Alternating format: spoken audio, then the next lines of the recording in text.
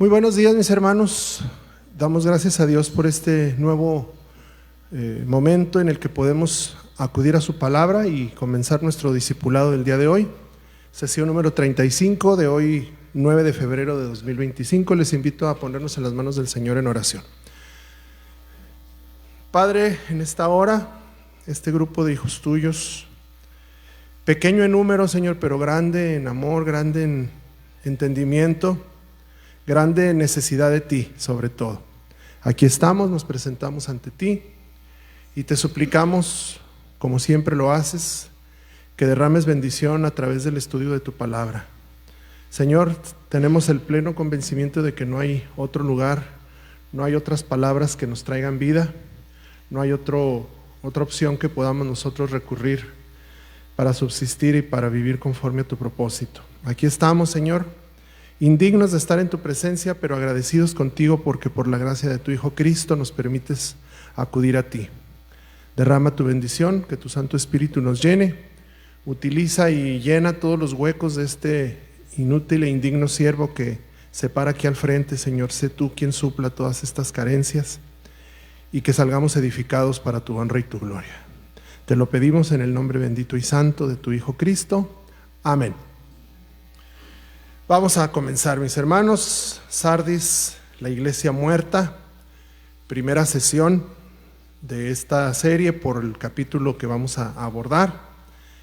No sé cuántos de ustedes tuvieron la ocasión de leerlo, aunque sea, es una porción muy corta, son 6 versículos nada más, del 1 al 6, y está en Apocalipsis capítulo 3. Es la cuarta, ¿sí? Si no me equivoco, la cuarta iglesia que vamos a estudiar, y vamos a ver por qué. ¿Qué justificación hay en llamarle así la iglesia muerta? A lo mejor estamos extrapolando el término, a lo mejor estamos exagerando o creemos que es simplemente una alegoría.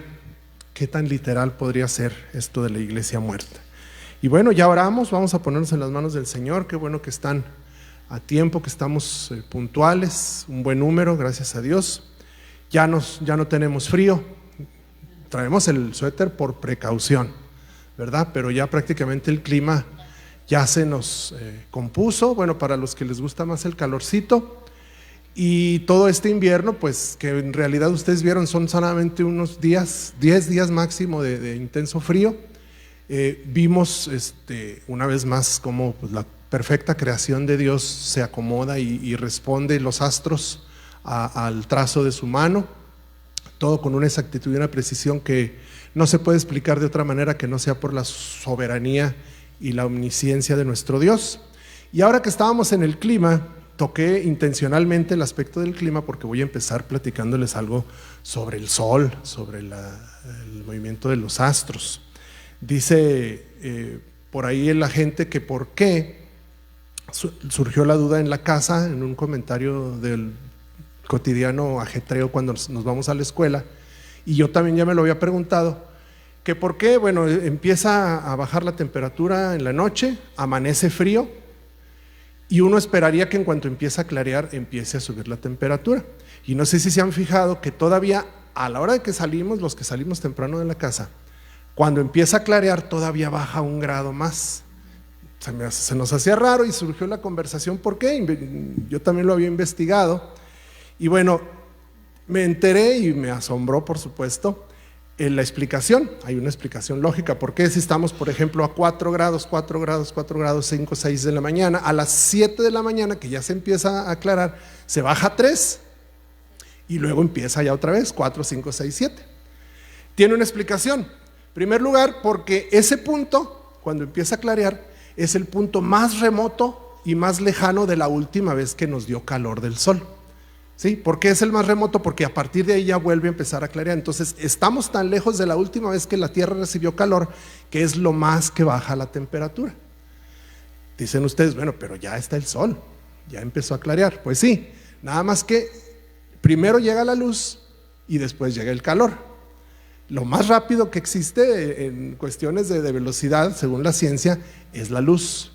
Y la luz viaja a 300,000 kilómetros por segundo, en términos generales aproximadamente. Entonces, a la hora de que amanece, cuando nosotros ya vemos los rayos del sol, bueno, estamos viendo la luz Y esa luz que nosotros empezamos a ver, en toda esa distancia que hay entre la Tierra y el Sol, tardó 8 minutos en llegar. Es tanta la distancia que hay entre la Tierra y el Sol, y a pesar de la gran velocidad de la luz, todavía tarda 8 minutos en llegarnos. De manera que dicen los científicos que si algún día de esas presuntas y famosas llamaradas solares que se pueden presentar, nos daría 8 minutos de tiempo para proteger los sistemas, en este caso los de la ciencia, los satélites, aunque habría daños que no se podrían evitar, pero sí tendríamos 8 minutos de anticipación antes de la llamarada solar. Bueno, pero llega primero la luz que el calor. Entonces, nosotros vemos la luz y aún así baja la temperatura porque el calor no ha llegado. Hay cierto calor que quedó en la atmósfera, pero no es el del nuevo día. Entonces, por esas dos explicaciones, baja la temperatura y luego ya empieza a subir. De esas cosas que se queda uno asombrado. Y había tanta información de ciencia que bueno, nomás quise quedarme con esto. Y fíjense bien, tomando como referencia eso, si el Sol, que es la estrella más cercana a nuestro planeta, nos tarda 8 minutos en llegar la luz, imagínense las estrellas, que cualquier estrella, que es otro Sol, está fuera de nuestro sistema solar. Nuestro sistema solar nada más, la única estrella que tiene es el Sol. Cualquier otra estrella, la próxima Centauri, que es la que tengo entendido que es la más cercana, ya está a miles o si no es que millones de kilómetros o años luz de la Tierra. Para que nosotros veamos el brillo de una estrella, tiene que transcurrir un tiempo incalculable. Obviamente, pues los científicos sí les pueden decir, tal estrella se tarda tanto en llegar nuestra luz. Quiere decir que si nosotros en la noche volteamos a ver las estrellas, ese brillo que estamos viendo no es automático. Ese brillo que estamos viendo es de años, tal vez décadas y tal vez, asombrémonos, siglos que esa luz se emitió. Y tal vez alguna de esas estrellas ya no existe. Nosotros estamos viendo por la distancia a la que están un brillo de hace años. Alguna de las estrellas que se llegan a extinguir o que explotan o que ya no tienen su luz, no nos damos cuenta hasta muchos años después, sin embargo todavía brillan. ¿Por qué? Por el tiempo que está tardando en llegarnos la luz a la Tierra. Bueno, ¿por qué esta explicación y por qué un poquito de ciencia? El autor del libro nos hace esta alegoría y nos dice y nos alerta que algo similar podría estar pasando con las iglesias. ¿Por qué? Porque aparentemente brillan, porque parecen estar vivas en su actividad, en su promoción, en su presencia en redes, en los medios de publicidad, en las puertas abiertas, y todo aparentemente podría decirnos que es una iglesia viva. Sin embargo, hace años que solamente están reflejando un brillo pasado, porque hace años que esa iglesia ya murió. Esto pasó en la iglesia de Sardis y es lo que vamos a estudiar con este énfasis, con este enfoque de cómo el brillo, la luz de la palabra de Dios, de la presencia del Espíritu Santo en una iglesia que en teoría debería ser eterno y permanente, puede llegar a extinguirse y puede estar sujeta a que como seres humanos limitados y con todos nuestros errores extingamos esa luz. Y no es una interpretación, no es una manera de verlo y una manera de sensacionalizar la enseñanza. ¿Por qué? Porque el Jesús mismo es el que lo dice con su propia boca, que la iglesia de Sardis estaba muerta. ¿Qué es Sardis? Vamos a comenzar con el contexto histórico, ahorita nos vamos a la cita.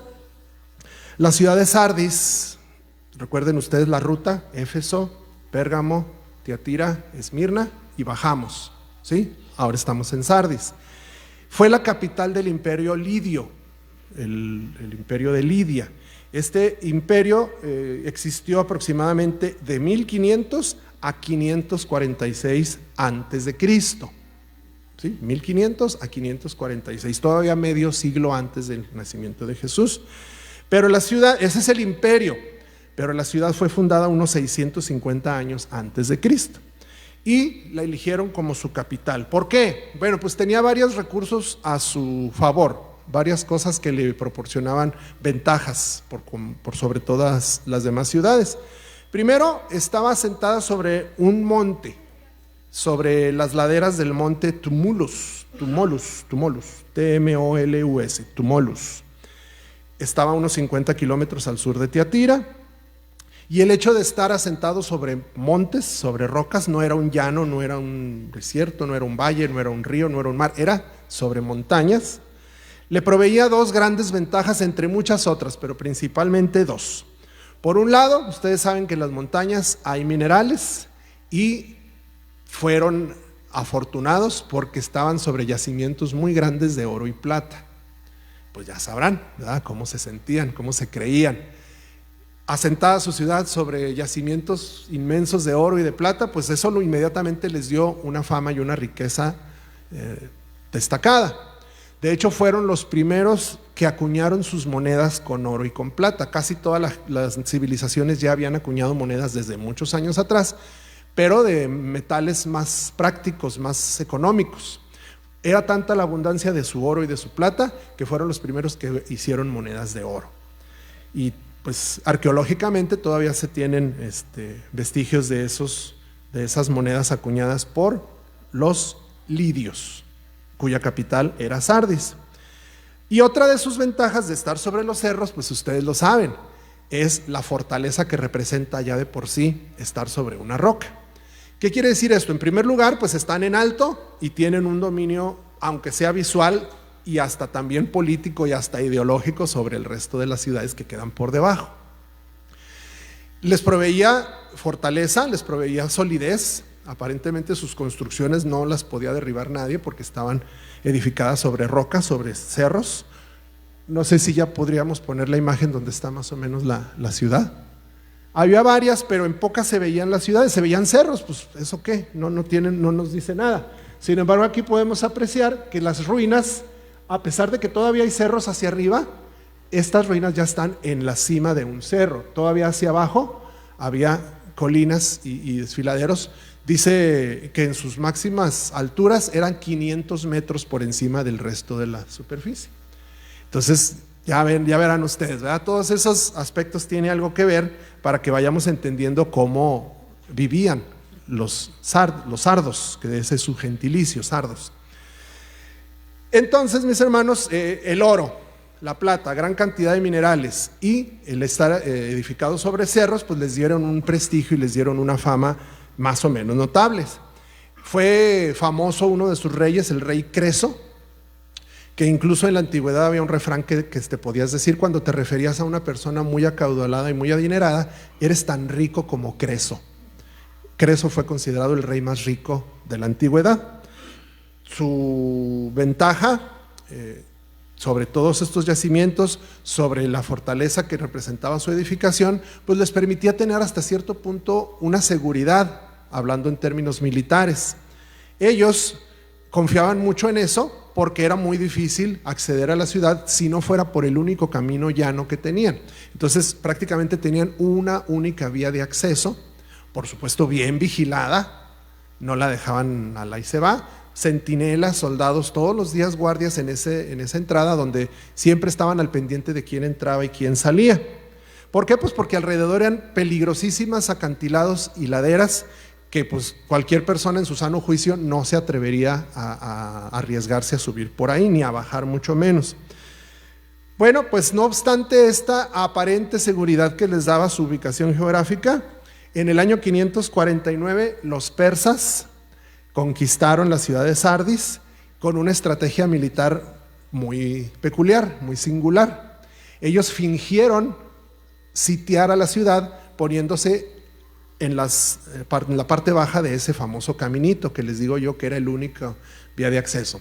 Entonces llegaron, se establecieron ahí como señuelo y entonces pues se prepararon los de Sardis a ver a qué hora se vienen y aquí estamos, ¿verdad? A ver de cómo nos toca.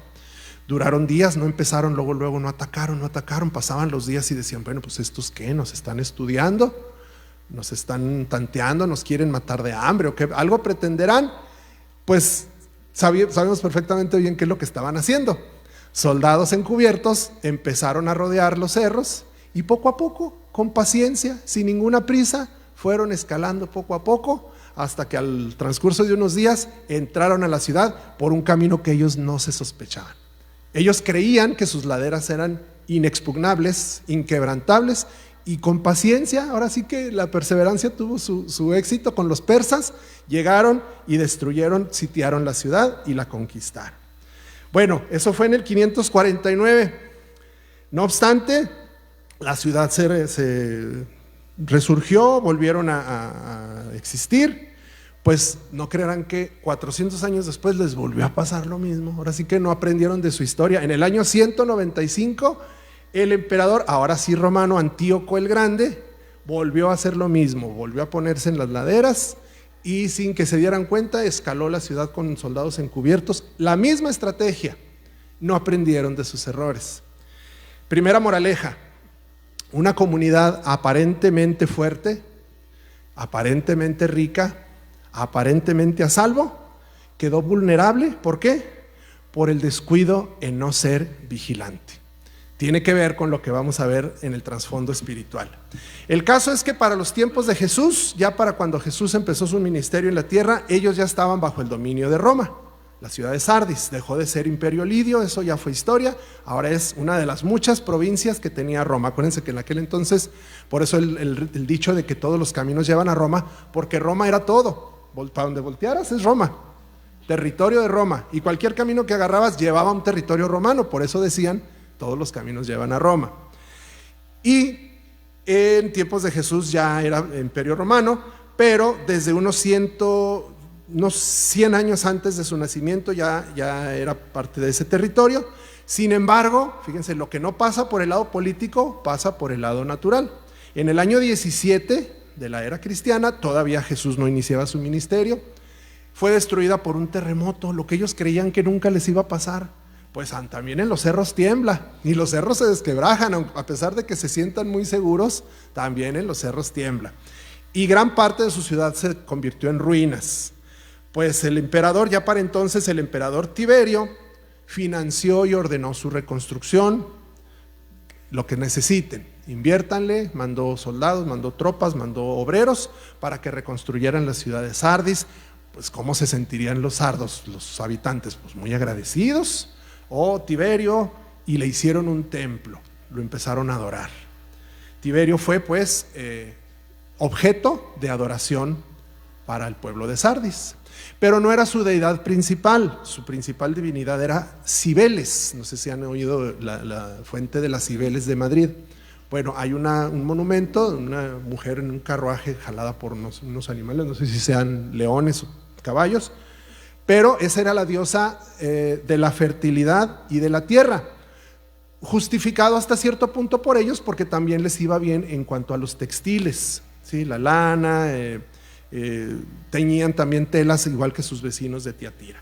Bueno, no hay mucho que decir sobre Sardis, no tuvo personajes históricos famosos, no tuvo, salvo estos episodios militares, no tuvo así hitos históricos que digan, ay, la ciudad de Sardis, qué importante. Y bíblicamente hablando pasa algo similar.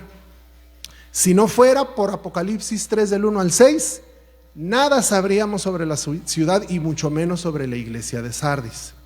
De hecho, todo lo que pudimos interpretar, lo que podemos aprender sobre eso, más que por lo que se dice, lo podemos aprender por lo que no se dice. ¿Por qué? Vamos a esa explicación. La ciudad de Tiatira tuvo una congregación, es lo único que podemos obtener como enseñanza por Apocalipsis 3 del 1 al 6. Hubo una iglesia ahí, seguramente en muchos otros lugares, ya sabemos, ya hemos explicado por qué Dios prefirió quedarse con estas 7, por las cuestiones geográficas, el círculo que representa y por el simbolismo de que su ejemplo sirviera para testimonio a las demás iglesias de la región, que por supuesto habría muchas más, no eran 7 nada más. Pero a estas 7 representativas Dios eligió para que su mensaje nos sirviera incluso a nosotros en la actualidad. Bueno, es la única Tiatira, la que vimos la semana pasada, que no se fundó con las mismas características que las otras 6. ¿Cuáles son? Ya lo vimos en Pérgamo, ya lo vimos en Éfeso, ya lo vimos en Esmirna, que Pablo en su segundo viaje misionero llega a Filipos, a Filipos es donde encuentra a Lidia, acá a Éfeso, y de ahí después de que un avivamiento que el Espíritu Santo prepara a mucha gente, cada uno se fue a su región, y dice Hechos 19:10, lo hemos leído ya en cada iglesia que hemos visto. Esto continuó por 2 años, de manera que todos los que vivían en Asia oyeron la palabra del Señor, tanto judíos como griegos. A partir de ese versículo podemos asumir que también Sardis fue una de estas muchas que abarca la palabra todos que recibieron el evangelio. Hubo una iglesia ahí. Ya esto, hermanos, les confiere un carácter especial. Donde quiera que el Señor pone sus ojos, derrama su gracia para que un remanente suyo alabe y glorifique su nombre, hay una responsabilidad. Hay una bendición, por supuesto, pero también hay un compromiso de esos fieles en esgrimir el evangelio y en defender la gloria de Dios a cualquier costo. No sabemos quién fue su pastor, no se nos dice si hubo un líder o una lideresa, no nos dicen si hubo un buen ejemplo o un mal ejemplo. Por eso les digo, aprendemos más por lo que no se nos dice que lo que sí se nos dice. Independientemente de quién haya sido su pastor, su obispo, sabemos que no cumplió su cometido, no cumplió su deber.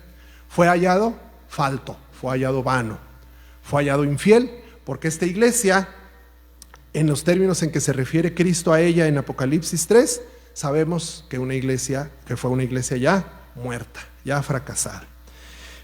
Podríamos argumentar algo. Bueno, no hubo viajes misioneros. En ninguna parte de Hechos se nos relata que algún misionero haya llegado ahí. Pablo no los visitó, Juan no los visitó, salvo esta carta, no hubo ningún otro contacto apostolar con ellos. Tal vez dirían, no, pues es que están en un cerro, está muy difícil llegar ahí. No fueron, el chiste es que nadie fue, no hay ninguna carta a los sardos, ¿verdad que no? Salvo esta de Apocalipsis, pero no hay una, así como los tesalonicenses, como los corintios, no hay. Podríamos decir, es que se nos abandonó. Podríamos justificarles y decir, nadie nos veló por ellos. ¿Quién es el pastor? ¿Quién es el sacerdote de la iglesia siempre y cuando se le busque? El Señor Jesucristo. Como ella, hubo otras iglesias, hubo otros ejemplos en donde la fidelidad de ellos se les fue reconocida. Lo acabamos de ver. En las 3 cartas anteriores hay algo que el Señor elogia de ellos. A pesar de persecuciones, a pesar de falsas enseñanzas, a pesar de mujeres como Jezabel en el liderazgo de esas iglesias, hubo un remanente fiel. Aquí, tristemente, si ustedes se fijan en el texto que vamos a analizar un poquito más adelante, no hubo nada que resaltar de ellos. De no ser por estos 6 versículos, nada sabríamos sobre ellos, pero lo que sí sabemos es que, como dice el versículo 1, ¿me pones por favor el texto? Escribe al ángel de la iglesia en Sardis. Hubo un ángel mensajero, hubo un obispo, hubo un pastor, al que Dios comisionó el cuidado y el resguardo espiritual de la iglesia de Sardis. No sabemos quién fue. Lo que sabemos por el contexto de todo el pasaje es que ese pastor fue hallado infiel. Primera conclusión a la que llegamos, ¿sí? ¿Qué ocurrió?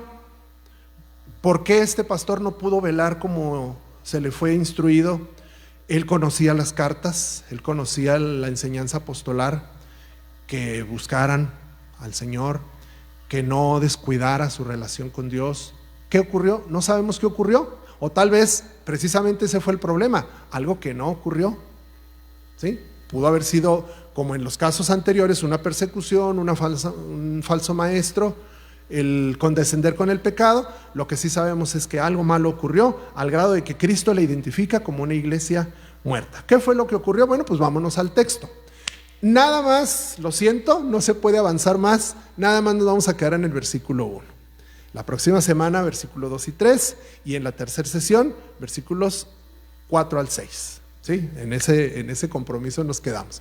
Pero van a ver cómo del puro versículo 1 vamos a sacar tanta enseñanza y tanto análisis que podemos aplicar a nuestra vida como iglesia, sí, pero también en lo personal. Dice, ya después de que vimos, escribe al ángel de la iglesia en Sardis, empezamos con el análisis del texto. ¿Cómo comienzan todas las cartas? Ya lo sabemos. Con la autopresentación de Dios, de Cristo en este caso, con una de sus muchas características, de sus muchas credenciales. ¿Se acuerdan dónde estaban esas características? En Apocalipsis capítulo 1, ¿Quién es el que las relata? Juan. Cristo aquí en las cartas se autodenomina con una de ellas, pero al principio no fue Cristo, era Juan quien lo describía. Fíjense qué interesante, ya tenemos el primer aspecto para destacar.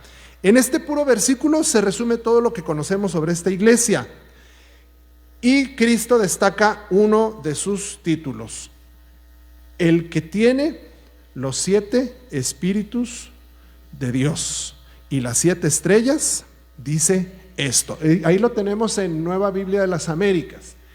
El que tiene los 7 espíritus de Dios y las 7 estrellas, dice esto. Pero fíjense cómo dice la NBI. Ahora sí, por favor. Esto dice el que tiene los 7 espíritus de Dios y las 7 estrellas. Dirán ustedes, es exactamente el mismo contexto, cambiando solamente el orden. Hay 2 aspectos ahí, 2 presentaciones: los 7 espíritus y las 7 estrellas.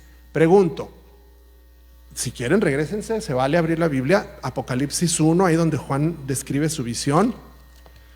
Los que han estado asistiendo a todos los discipulados saben perfectamente de lo que estamos hablando.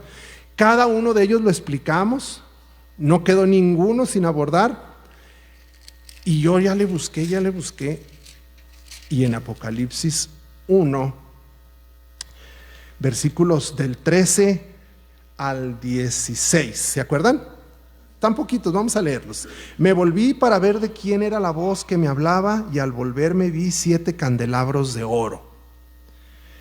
En medio de los candelabros, ¿sí se acuerdan qué eran los candelabros? Las iglesias, ahí está en el versículo 20. Los 7 candelabros son las 7 estrellas, son las 7 iglesias, ¿sí?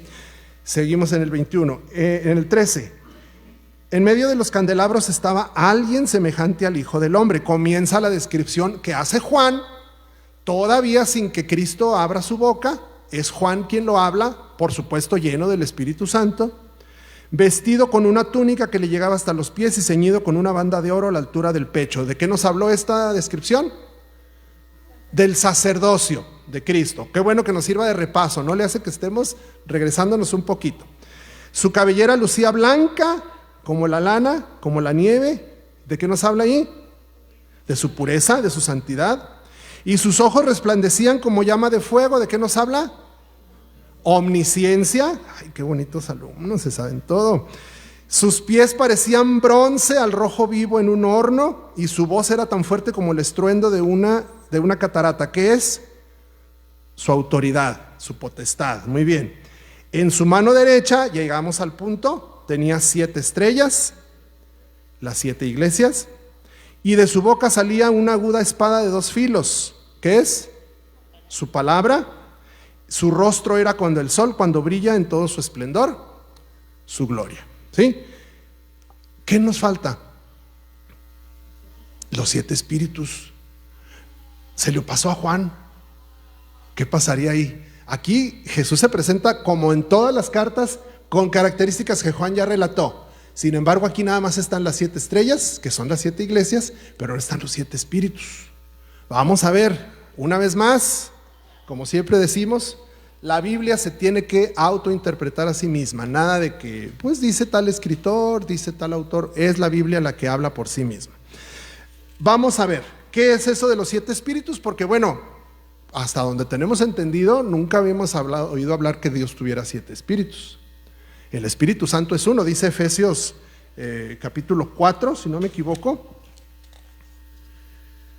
Efesios 4:4, hay un solo cuerpo y un solo espíritu. Sí, el Espíritu Santo es uno. ¿Y por qué ahora me sale con que son 7? Bueno, vamos a ver, no tiene mucha dificultad, siempre y cuando nada más dejemos que la Biblia hable por sí misma. Les voy a pedir que vayan por favor a Isaías capítulo 11, y vamos a leer del 1 y 2, nada más. Isaías 11, 1 y 2.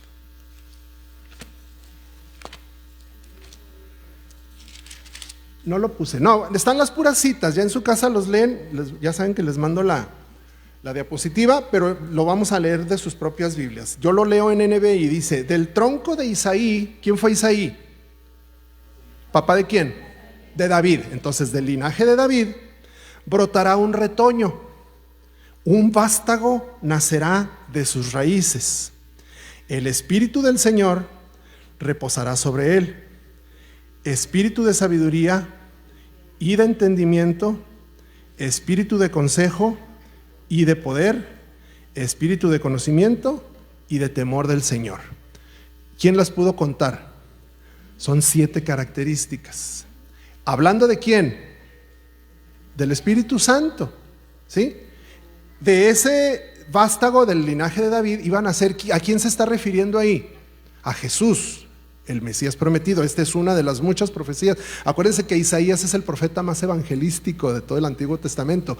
Muchos profetas tienen referencias mesiánicas a Jesús, pero Isaías, la mayor parte de sus escritos, de su libro, tiene que ver con Jesús. Entonces, si usted quiere encontrar a Jesús en el Antiguo Testamento, luego recurre a Isaías. Donde lo abra va a encontrar a Jesús reflejado ahí.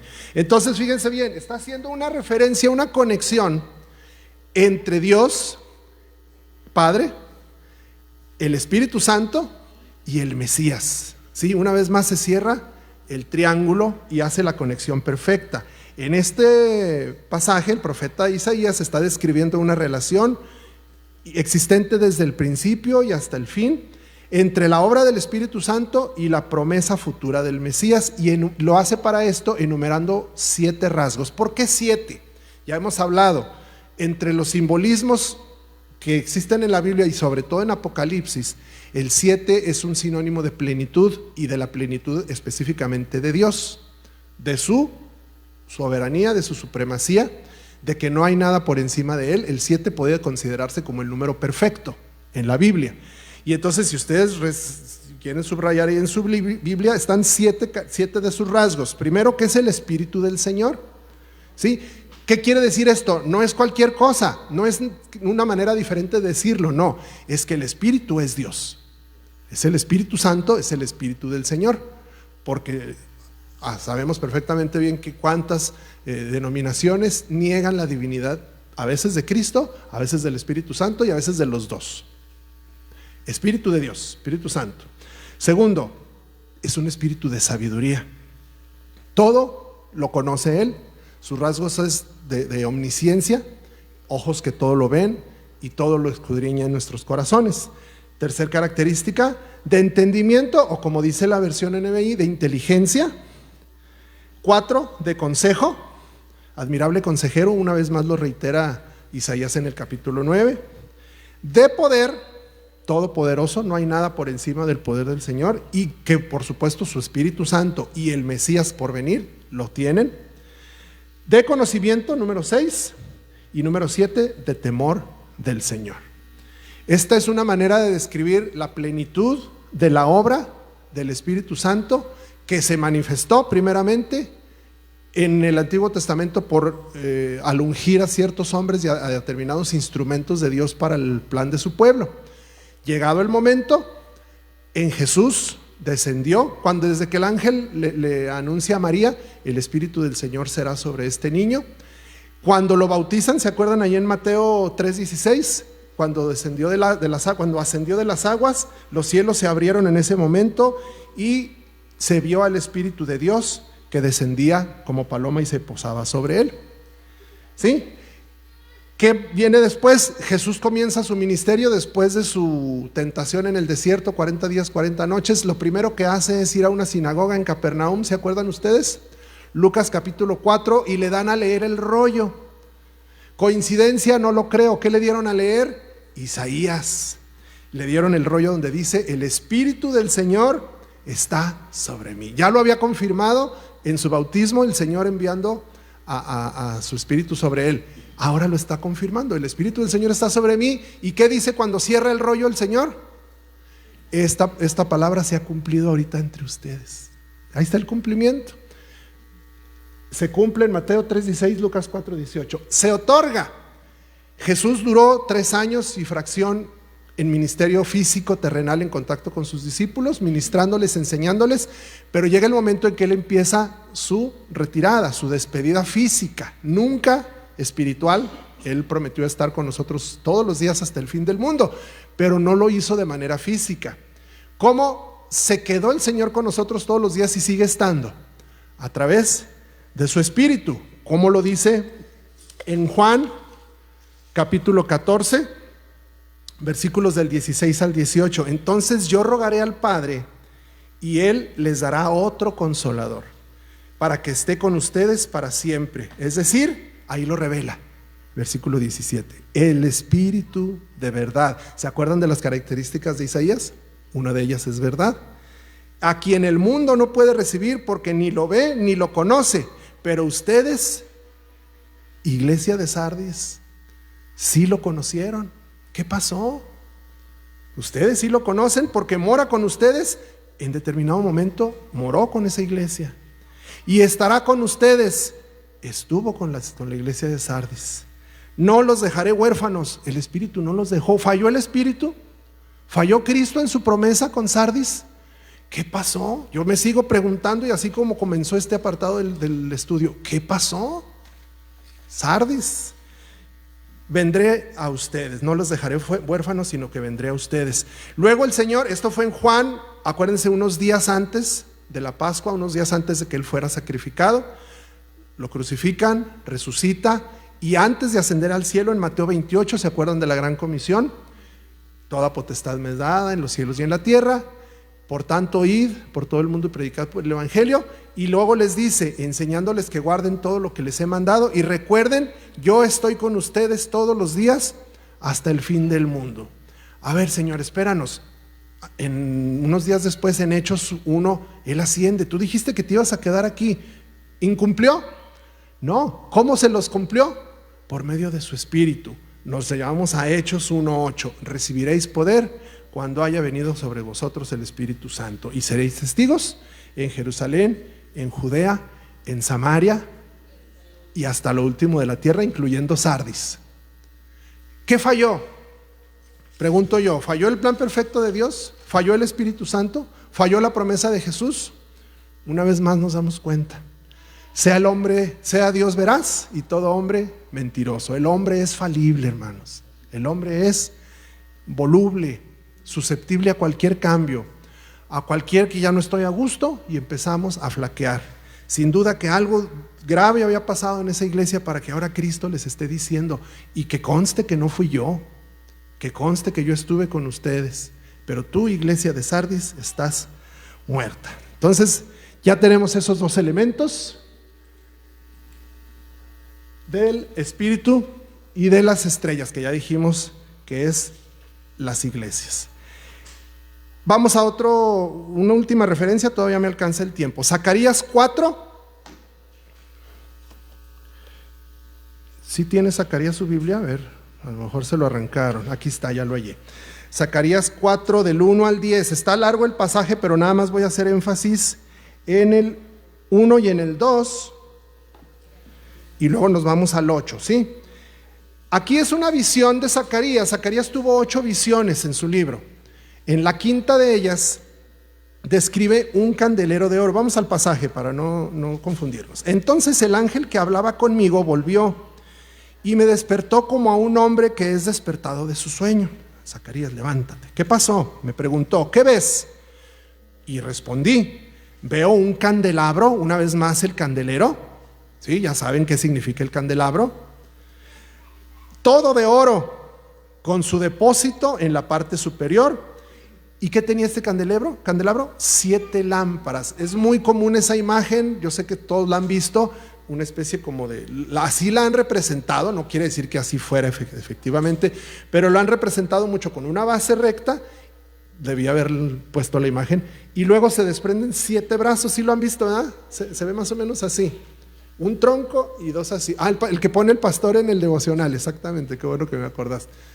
Es ese más o menos el que Zacarías vio, y esas 7 lámparas encima de él con 7 tubos para cada una de las lámparas que tiene encima. El tubo era donde se depositaba el aceite para que la flama se mantuviera encendida. Luego viene otro relato de lo que Zacarías ve en su visión, pero terminamos en el versículo 8 al 10. Por favor, brínquenselo y vámonos al 8. Y vino a mí la palabra del Señor: las manos de Zorobabel han puesto los cimientos de esta casa, y sus manos la acabarán. Entonces sabrán que el Señor de los ejércitos me ha enviado a ustedes. Pues ¿quién ha despreciado el día de las pequeñeces? Estos 7 se alegrarán cuando vean la plomada en la mano de Zorobabel. Estos son los ojos del Señor que recorren toda la tierra. ¿Qué significa esto? Para no hacernos tanto bolas y empezar con confusiones. El candelabro es la iglesia, el pueblo de Dios. El que esté encendido y que sea de oro representa la pureza y la presencia de Dios entre su pueblo. El hecho de que Jesús se presente ante la iglesia de Sardis como el que tiene los 7 espíritus de Dios, ya vimos que es la presencia del Espíritu Santo. Y los 7 candelabros, los 7 espíritus quiere decir que también son la representación de la plenitud, tanto del Espíritu Santo en la iglesia del Nuevo Testamento, como del Señor desde que el pueblo de Dios fue elegido. A resumidas cuentas, Jesús les está diciendo, yo estoy, no lo voy a decir en términos, en tiempo pasado por el objetivo de la clase de hoy. Yo estuve con ustedes. Si ustedes están muertos, no es porque yo fallé. La iglesia tuvo su responsabilidad en ese aspecto. La próxima semana vamos a ver el enfoque que viene después en los versículos que vamos a ver ahí. Mis hermanos, entonces, el Espíritu Santo, primeramente, es indispensable. Por eso el énfasis de hoy lo vamos a dejar hasta ahí. No nos vamos a meter con otro aspecto. Es indispensable para que la iglesia viva, para que la iglesia subsiste. ¿Cómo se manifiesta y cómo se hace posible que el Espíritu Santo esté sobre una iglesia? Cuando la iglesia obedece, cuando la iglesia se somete a la autoridad de Dios.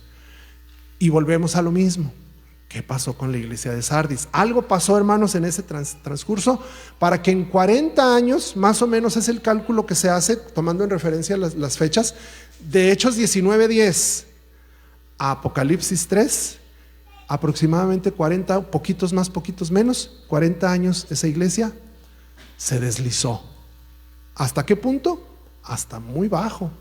Porque acuérdense de las anteriores, tienes esto en contra, has permitido que esa Jezabel enseñe, has enfriado tu primer amor, has condescendido con el pecado, pero hay alguien por ahí, te elogió esto. ¿Qué vemos en la iglesia de Sardis? ¿Hay algún elogio? Nada.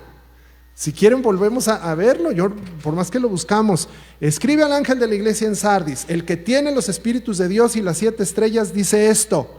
Lo único que le dice es: yo conozco tus obras, que tienes nombre de que vives, pero estás muerto. Como decía el NBI, yo conozco tu fama. ¿Me lo pones, mija?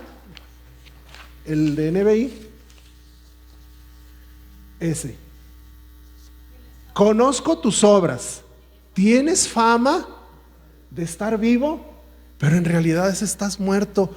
¿Cuántos problemas se acarrea la iglesia que busca fama, que busca nombre, que busca una identidad, hasta un logotipo? Bueno, no porque sea malo un logotipo, pero cuando nos encasillamos en cosas superfluas y dejamos de atender la raíz y la verdadera esencia de la existencia de la iglesia, es cuando entramos en confusiones, ¿sí? Y en desviaciones sobre la obra y la misión de la iglesia.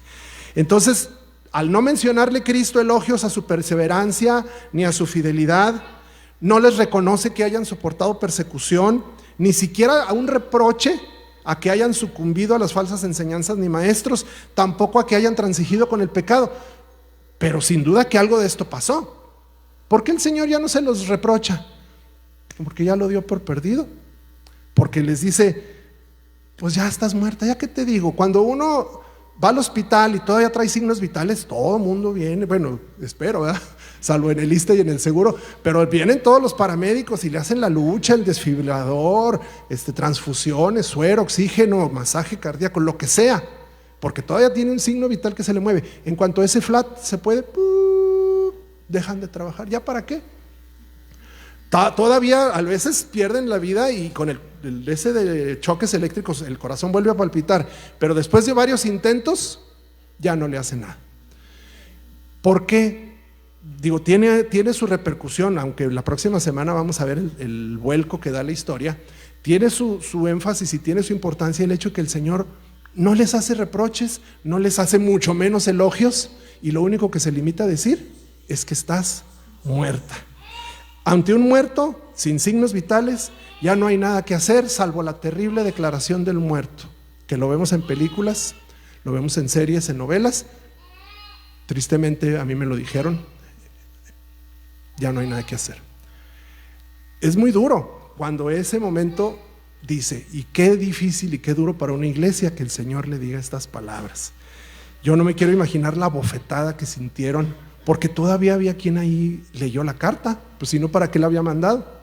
El Señor no se equivoca. Si llegó la carta a Sardis es porque, oiga, aquí había una iglesia, pues por ahí vive, yo creo, la hermana no sé qué, pues llévesela a ella. Ya no existía nada, la iglesia ya estaba muerta. ¿Sí? Ellos, los poquitos que quedaron ahí, que ya tal vez ni siquiera se reunían, leyeron esta carta y debió haber sido un golpe sumamente duro. Que en estos poquitos años hayan dejado todo lo que tenían que haber hecho. Dejaron su primer amor como Éfeso, fueron seducidos y condescendientes a transigir con el pecado como Pérgamo, sobrepasaron incluso la corrupción que caracterizó a Tiatira. O sea, todo eso lo dejaron atrás, lo superaron. Qué lástima que en el terreno negativo, pero se pasaron, ahora sí que se volaron la barda, los de Sardis. Y hoy en día, mis hermanos, ya vamos a terminar, vemos muchas iglesias así, congregaciones. ¿En dónde las identificamos? Sí, hermano. Precisamente mi pregunta va encaminada a hacer una recapitulación de las iglesias actualmente, las que estamos viendo dentro de este curso discipulado. Sí, hermano. Espérame, deje que le lleven el micrófono porque no se oye en la transmisión. Digo, le decía que haciendo una recapitulación de las iglesias que hemos visto en este curso discipulado, existen estas iglesias actualmente, usted lo acaba de mencionar. Muertas. Yo vengo de una iglesia de la prosperidad, del negocio familiar, y todavía aquí, estando dentro de la iglesia bautista, de lo que aconteció a nuestro pastor Alejandro, yo les dije a varios de los que están en eminencia que yo pensé que los bautistas eran diferentes. Se los dije en su cara. Entonces, quiere decir, usted también encierra, los hombres somos falibles, pero los hombres que estamos dentro de las iglesias, hacemos a las iglesias así. Buscamos la fama, el protagonismo, el show. Y por eso muchas iglesias ya no existen actualmente aquí en Torreón. Allí había una iglesia. ¿Usted qué nos puede decir acerca de eso? Decíamos al principio que pues, poníamos el ejemplo de las estrellas que brillan, todavía las vemos brillar, pero que tal vez hace años ya se extinguieron, porque esa luz que nos llega ya tiene años que se extinguió y nosotros no nos hemos dado cuenta. Hacíamos esa similitud, mi hermano, con iglesias que aparentemente brillan, destacan, están presentes, tienen actividades y por dentro ya no tiene nada. Ya no hay esencia porque no está el ingrediente principal. No me quiero adelantar, pero la semana que entra vamos a ver, así se llama la sesión, ¿qué mata la vida de una iglesia? No se la pierdan, pero vamos a concluir hoy con algo, espero que en parte dé respuesta a lo que nuestro hermano plantea. Y hermanos, que conste, no queremos hacerlo en el plan negativo, crítico, de juicio, porque seríamos los primeros en pasar por el banquillo. Tendríamos que ponernos primeramente nosotros en ese foco, en ese banquillo de acusados. Lo hacemos con el afán, mis hermanos, de alertarnos, de abrir los ojos, de no dejar pasar ningún detalle, ningún aspecto de nuestra vida espiritual, en lo personal, pero también en lo colectivo, como congregación, para que llegado el momento el Señor no tuviera que decirnos que tú estás muerta. Tú lo que estás haciendo no tiene evidencias de vida. ¿Qué es lo que podemos concluir? Bueno, vemos muchas iglesias así como dice el hermano hoy en día, congregaciones y liderazgos liberales abiertamente opuestos a la santidad. Han dejado de enseñar y de creer, que es lo peor, porque una cosa es que no lo enseñes, pero que pues más o menos tienes nociones de que la Biblia es la verdad, pero no, ni lo enseñas ni lo crees, que la Biblia es la única regla irrefutable de Dios para la vida de la iglesia, que niegan que el Evangelio de Cristo sea la única vía para llegar a Dios y empiezan a enseñar otras alternativas, otra manera, un evangelio diferente al que el Señor dejó establecido, que envuelven y convencen a sus miembros a sembrar para recoger. Si no siembras, no esperes cosecha. Lo vemos en primera fila, en primera persona y en primeras planas, aunque a veces somos un poquito ciegos para quererlo reconocer. Que se preocupan más por sus finanzas, por su mantenimiento de su edificio, que por mantener el aceite de sus lámparas llenas para cuando llegue el novio. ¿Se acuerdan de las viudas? Las novias, perdón, no las viudas. No se casan y yo ya las estoy haciendo viudas. De las doncellas, ¿sí? El aceite vivo siempre, las lámparas prestas, no las lámparas de las 5 negligentes que nada dijeron, pues al cabo ni va a venir el Señor, hombre, nomás estamos enseñando eso. Qué triste que iglesias y liderazgos estén enseñando cosas así. Hermanos, al igual que Sardis, ¿cuántas de estas iglesias que vemos actualmente? Solo vemos los destellos de una gloria pasada, de una gloria histórica, pero que ya desde hace tiempo se extinguieron, pues el Espíritu Santo ya no brilla, ya el aceite del Espíritu ya no está en sus lámparas, en ninguno de sus 7 rasgos de los que acabamos de ver. Hasta cierto punto, si nos ponemos a hacer un estudio y una investigación de mercado, de campo, pudiéramos detectar ciertos síntomas, y no para palomear, mira aquella esto, mira, vámonos con nosotros mismos. ¿Qué nos falta? ¿Qué estamos haciendo mal? ¿Cuáles de estas características que llevan a una iglesia de lo moribundo a la muerte? Estamos, si no inmersos, muy peligrosamente cerca de seguir ese ejemplo, mal ejemplo, por cierto. Y como les digo, no para criticar, sino para ver en nuestra propia realidad alertas, señales de alerta que nos pongan al tanto, que nos pongan despiertos, con los ojos bien puestos en el Señor, para evitar caer en esto.